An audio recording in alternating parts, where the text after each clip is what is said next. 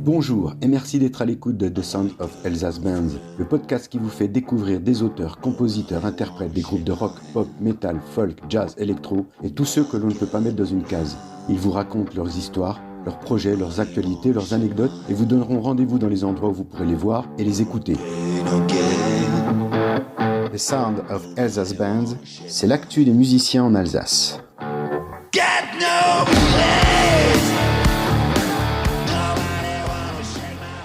Bonjour à tous et bienvenue sur The Sound of Elsa's Bands. Nous sommes à Ensisheim chez Woodstock Guitar qui ont toujours la gentillesse de nous accueillir pour faire ces interviews. Et aujourd'hui j'accueille Caro du groupe Les Sons du Terrier. Salut Caro.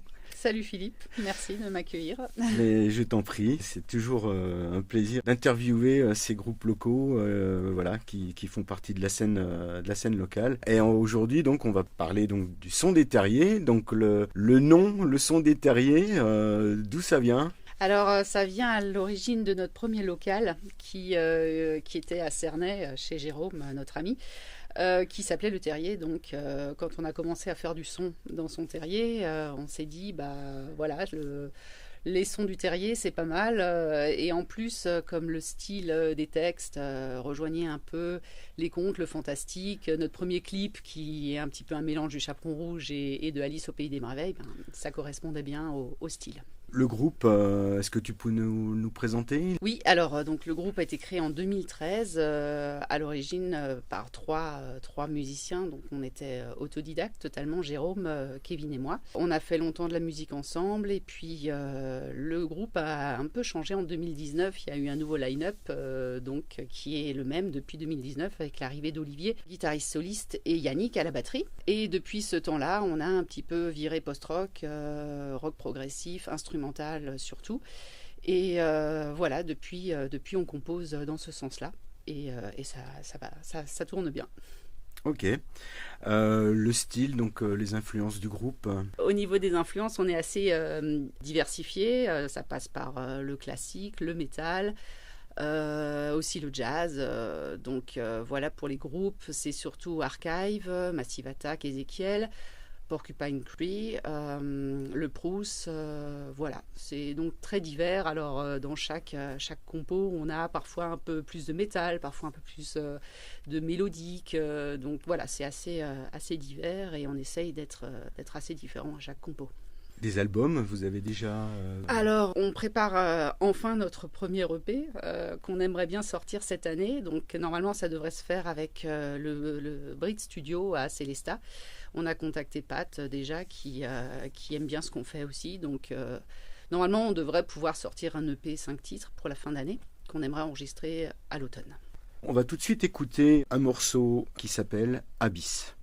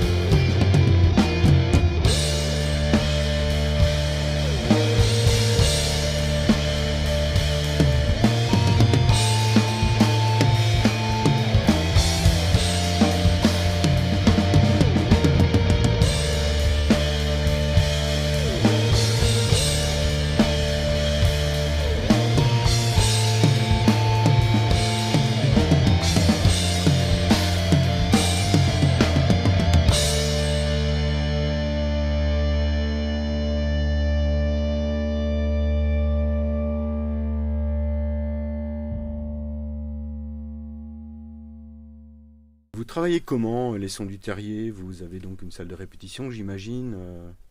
Oui, donc on est sur Kingersheim dans un petit local où donc on enregistre toutes nos répètes. On fait pas mal d'impros qui peuvent parfois durer, on joue pendant 10-15 minutes non-stop.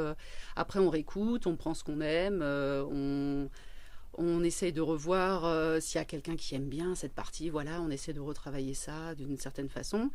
On a aussi, chaque musicien peut amener un riff, une idée qu'il a eue. Alors Olivier est très prolifique de ce côté-là, donc il va venir un jour, fait voilà, petite musique du jour, et il lance ce qu'il a fait. Il l'envoie aussi sur le téléphone, qu'on puisse écouter ce qu'il a fait pendant le week-end.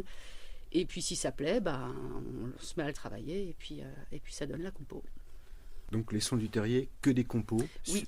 Sur scène, que des compos, pas de reprise. Donc oui, quand on a un set assez long à faire, un concert d'1h30, 2 heures, on a une petite reprise de Noir Désir qui est chantée par Kevin, qui l'affectionne beaucoup. D'accord. Donc voilà. On va à présent écouter un morceau qui s'appelle Résonance, que vous pourrez retrouver en clip sur YouTube, sur la page des Sons du Terrier.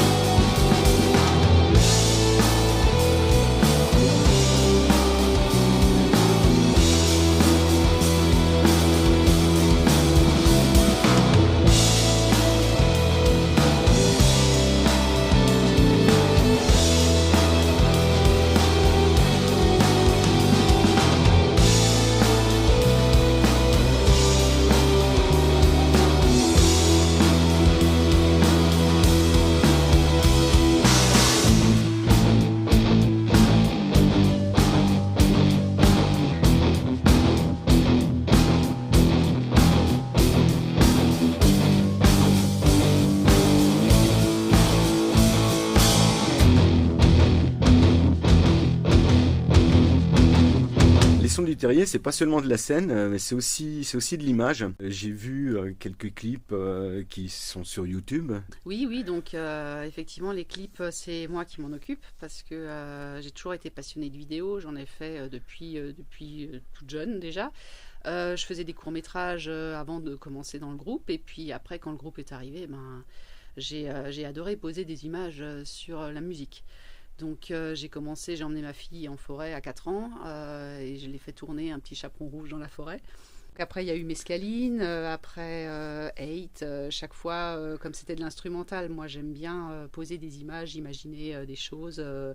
Donc voilà, ça se prête vraiment bien à l'image. Et puis moi, c'est ma passion, donc je peux y passer beaucoup, beaucoup de temps.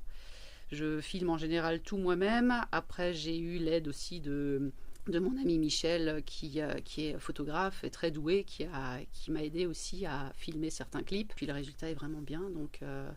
Maintenant, ce qu'on fait pendant les lives, c'est qu'on projette le clip en fond de scène et on joue dessus. Donc, on essaye d'être calé le plus possible sur l'image. Vu qu'on fait de l'instrumental, c'est important d'avoir une image, quelque chose de visuel sur scène, parce que comme il n'y a pas de chant, voilà, c'est toujours bien de pouvoir montrer aux gens des choses.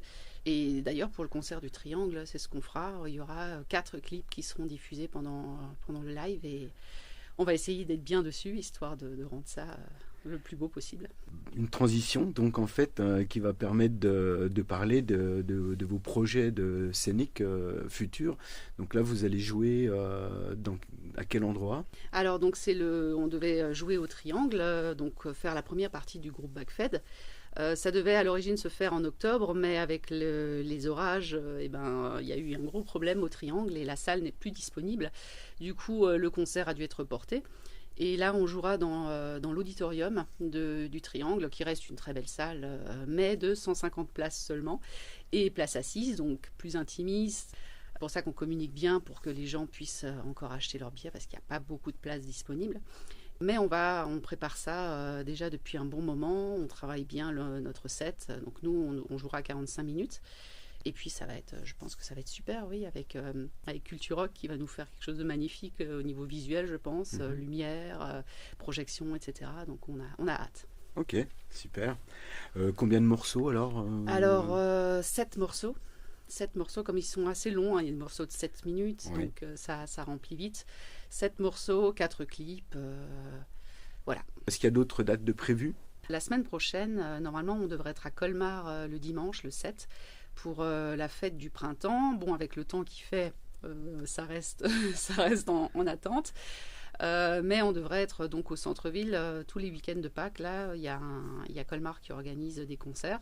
Donc on serait en plein centre, place des Martyrs, pour un petit concert d'1 heure le dimanche après-midi à 16h. Donc j'espère qu'on va pouvoir le faire et qu'il fera beau. Sinon, donc après il y a le Triangle. On sera aussi dans l'émission Trop près du mur lundi prochain, donc en direct à la radio. Et puis ensuite, pour cet été, un peu plus tard, on a le festival Music School à Pfastat au mois de mai. Et puis les vendredis festifs de Masevaux au mois de juillet. D'accord. Voilà. L'émission Trop près du mur, c'est quelle radio ? C'est Brockzone. D'accord. Voilà, qui est aussi local, avec Clément qui nous accueille aussi pour parler justement de notre actu un petit peu. On va écouter à présent un morceau qui s'appelle Mescaline, qui a été enregistré pour l'émission 7 en live sur TV7.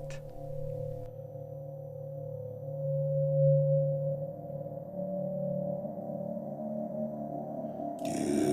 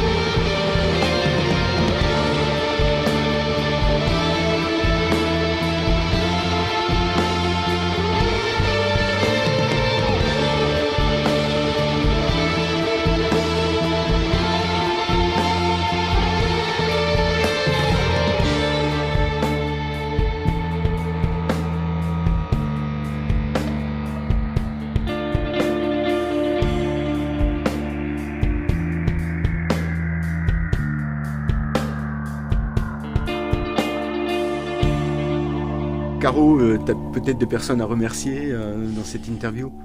Oui, alors donc merci Woodstock de nous accueillir pour cette interview. Merci à toi Philippe. Et puis une petite dédicace à Culture Rock qui nous font confiance pour ouvrir donc pour Backfed au Triangle. Un grand merci à Olivier, Marc et David pour cette grande préparation et puis ce concert qui nous prépare, qui va être super. Donc merci Culture Rock.